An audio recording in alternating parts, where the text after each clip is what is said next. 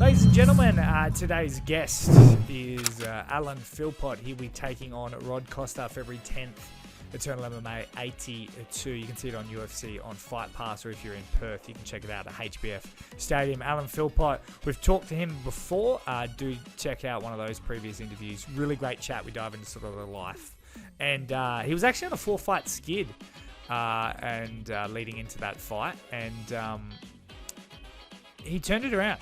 And I think it's really good to see where he was at mentally heading into that fight. And then, of course, to see him victorious. It's nice to see. This one's a little bit more fight-based. It's about the Rod Costa fight. There's a little bit of beef between them. Alan Philpott goes into why. But it's a nice for the clicks, as they say. But he's got some choice words to say about Rod Costa. And of course where he's at mentally now. But yeah, guys, if you want to check it out, make sure you find Alan Philpott on Instagram or get your tickets at eternalmma.com. But without further ado, ladies and gentlemen, Alan Philpott. Ladies and gentlemen, joining me back on the show is a man taking on Rod Costa February 10th, Eternal MMA 82 for the Eternal Bantamweight Championship. Alan Philpott, welcome. How are we? Now, first off, what are your thoughts on Rod Costa? Go. Oh, I love him. Great guy. What is the beef between you two? But bro, he fucking I have mad respect for Rod, to be honest, because he was like myself. He didn't turn down challenge. Always was up to fight, And then when it came to before the actual fight, I've said it numerous times. He said on your show when you were talking to him that he'll fight the win. He wants the winner of me and Echo. So I beat Echo. I call for the title shot and he goes running. He just disappears. And then I get word that he's got a sore back. He can't run. That's why he can't fight for November. So I was like, well, give up the title. He hasn't fought for it in over a year. No, at least just fucking stop holding the division up. Just let it go, and then he can have first fight when he comes back. Do you know what I mean? Because being the champion obviously puts you in a better position. So, no, I just thought it was a bit disrespectful the way he was holding up the division. And he was all focal before the fight. And then as soon as I beat Etchell, then he's nowhere to be seen. And if I'm correct, did you take umbrage with, he took a grappling match, I believe? Yeah, and he had a grappling. So I found out on a Tuesday, Wednesday, whenever I was meant to get a definite answer. And then that Saturday, he had a grappling match, which he won. I mean, if you got a bad back, why you grappling? It's clear to dodge me, do you know what I mean? And don't blame him, after the performance at Edgel, and that wasn't my full thing, so. I wanted to talk about that as well. Your performance against Etchell, of course, we had you on the show. We're talking about the skid that you were on. You thought about, perhaps hanging it up at times. You did some reassessments. You've done some work. You've come back and you look like not just the old Philpott. You look like a new Philpott. What was your takeaway from that Etchell fight? Yeah, it was just the lead up. The things that have changed to get me there, and the lead up to the fight and stuff, and just how everything went. I just felt like it was all clicked. Usually, I work hard all the time. I always push and go for it, and I always think that, I really pushed as hard as I could there. And in every camp, there's always something more and more. And the last couple of camps, obviously, I got sick at the end of it, but it was still a good camp. The one for Loga, and then the Etchell, and then now this one. I just feel like I know exactly what I need to do now. Now, it was a great performance. Was that your first victory under lines, Den? Was that your first fight under lines? It only. So obviously it was with the old team, and I left, and then I was home training with my old coaches and stuff in Ireland. And then when I came back, I had 4 weeks left to the fight, and got speaking to Luke and joined the team. And so I represented them. I'd be remiss if I didn't ask you. I mean, the wider consensus, especially the other side of that fight, you were scheduled to fight Paul Loga. You were pulled by your coaches due to illness. You then end up eventually with a title shot against Rod Costa. Can you see the anger from Loga? Yeah, 100%, bro. But he has to understand, he's the stand-in, he's the reserve. Do you know what I mean? And that's not me disrespecting the guy, but he is. You know what I mean? Like, he's coming off 2 wins, but like his 2 wins were two flyweights.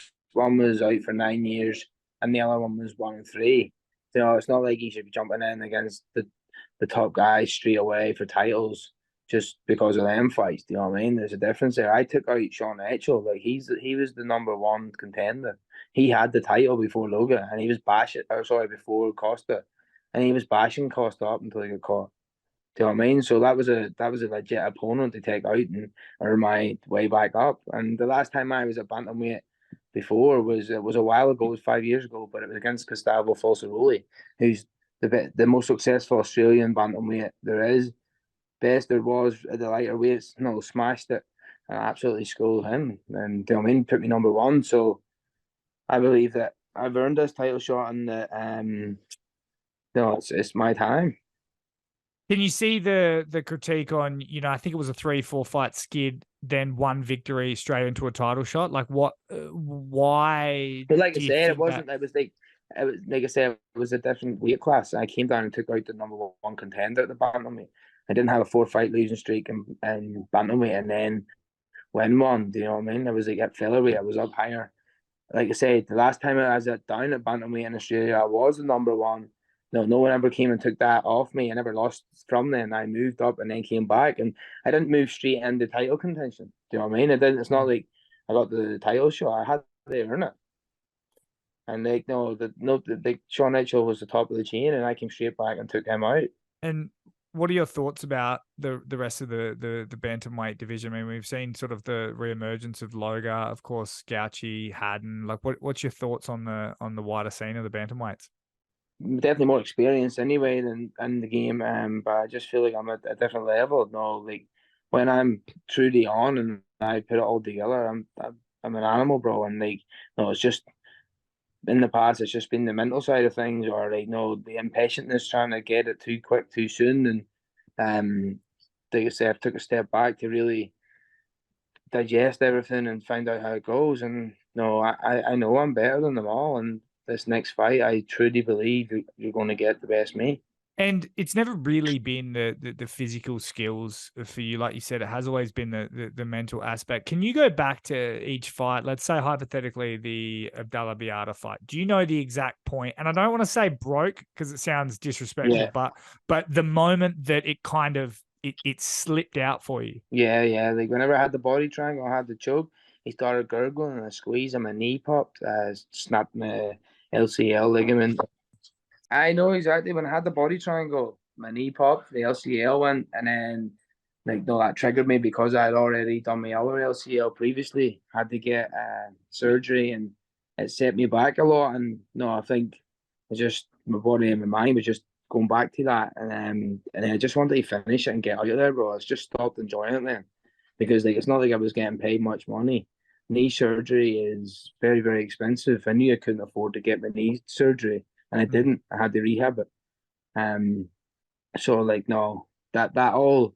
It was only after that I went and got some work with my therapist, and no, that's what it was. It was like that triggered all that and emotions at that moment, and then I remember being in there just being like, I just want to get out of here, and that's why I was diving on leg locks and foot locks, and no, when the choke was on, it was like I remember I was just lying there. I was like sort of in a daze and like couldn't move. And I heard his coach saying he's resting. And I was thinking to myself, I'm sweet. You know what I mean? He's not doing anything. And then next thing the choke locks in and I'm just like, fuck, he got me.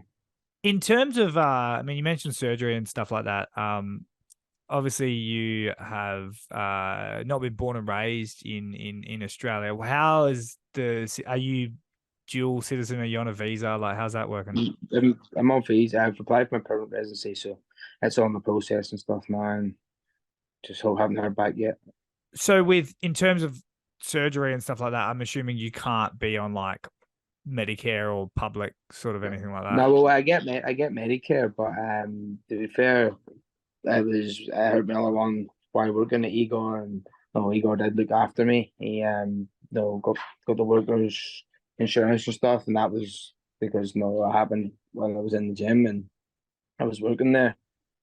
So lucky enough, I got looked after that time, and no, the second time was in the fight. So Like no one else was going to be able to sort out, and I certainly wasn't going to pay 7, 8 grand or whatever it is. So I mean, I didn't have 7 or 8 grand. What's the plan going into the fight? I mean, he is a world-class grappler. I'm going to go for a roll on knee bar. Does the ego take over at all when everyone goes, "Oh, you know, you don't want to grapple with him"? Yeah, I want to prove it, but I'm not. I don't have to go there. You know what I mean? Like I'm going in this fight. Like, no, I'm going to be going in this fight ready for fight, but I am confident. Like I have him out of there inside too. Like, and and for me and I know, like I respect him as a fighter. Like I respect his fight skills. Just, I think he's just a bit of a dickhead. Do you know what I mean? But you know, I know that fucking. I can't remember what I was talking about before that. I got excited there. What did I say?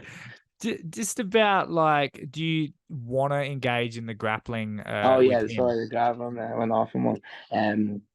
Yeah, like I said, it's MMA. It's not jiu-jitsu. Like, I don't want to fucking play jiu-jitsu with the guy. He'll tie me in or not. You know what I mean? I know that. I'll fully admit that. But like, he can only jiu-jitsu me. I can beat him up on the feet. I can out wrestle him. I can out MMA him. And this is MMA, and that's the difference. You know what I mean? And like, he's never fought anyone like me. Like, there's no one else fights like me in Australia.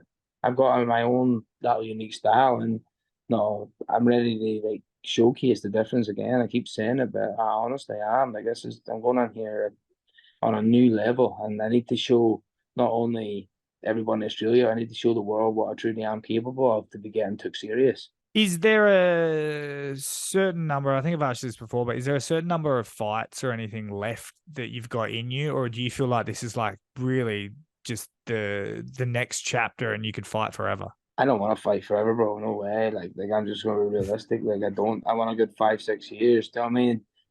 I'm getting sore after training. No, it's getting harder to get up in the mornings. Like I'm 31.